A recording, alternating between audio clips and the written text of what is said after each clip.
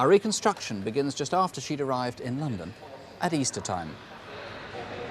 There is a staff announcement for Mr. John Crimewatch. Saturday, 2nd of April.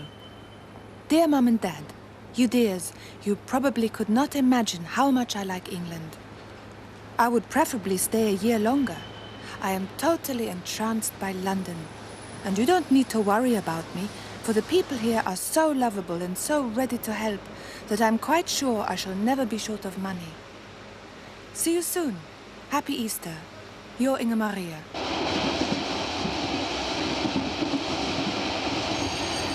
During her trip, Inga kept notes in her diaries, and she wrote several postcards to friends and relatives.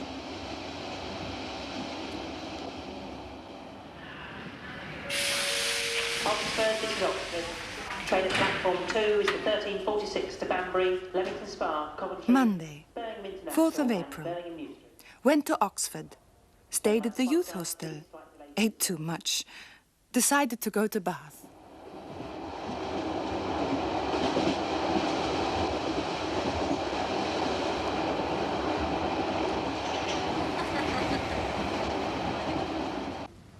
Inga phoned home regularly. She also took snapshots of the places she visited. Tuesday, 5th of April. Going to Liverpool now.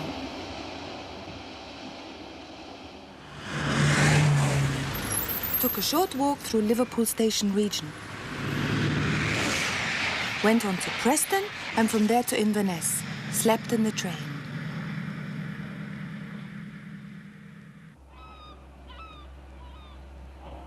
Dear Gabi, dear Christian, dear Martina. Morning has broken in Scotland. Breakfast in Inverness. Nice town. Have to see the Loch Ness Monster one day. There are no more postcards after this, and this is her last photograph. But her diaries go on. My journey has run without hitch so far, and it is really indescribably lovely. Unfortunately, my money is slowly running out.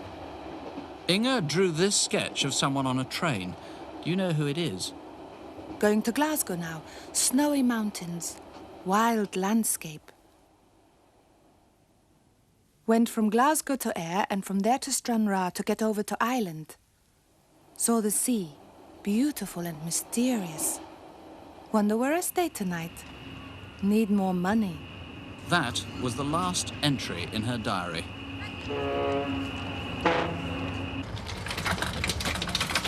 These two passengers were boarding the ferry when they almost bumped into Inga. They remember following her onto the boat.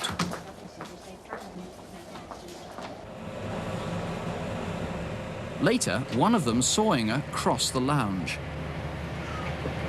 But she was without her rucksack. Where was it? Had she left it with someone else? A few minutes afterwards, Inga was seen on deck. Again, she didn't have her rucksack. This was the last positive sighting that police have of Inga.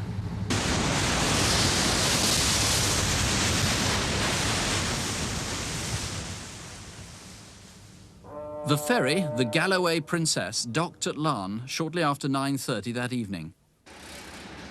But the witnesses say Inga was not among the foot passengers who caught the train to Belfast. Were you on that train? If so, did you see Inga?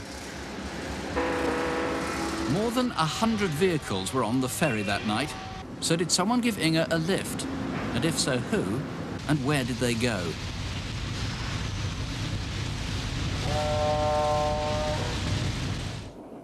Inga could have travelled anywhere in Ireland. For 2 weeks, she disappeared. But up the coast from Larne, near Ballycastle, a woman like Inga was seen.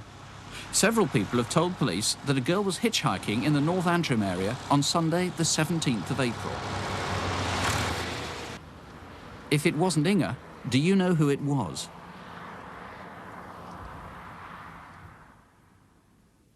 At the northeast tip of County Antrim is Ballypatrick Forest.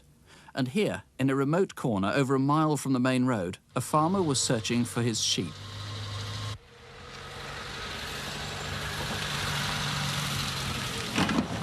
He'd spotted something in a small clearing and went back to have a look.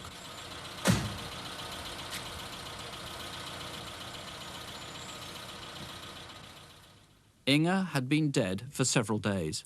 She had severe head injuries, but no motive has been established for her murder. On the Sunday, 3 days before Inga's body was found, 2 local people noticed a red car pull out behind them. It was travelling away from the point where Inga was later found. A man and a woman were in the car. The vehicle went down a no-through road. Who was in the car, and what were they doing in the forest? Above all, where had Inga been for the fortnight since she left the ferry on the 6th of April, till her body was discovered among the trees?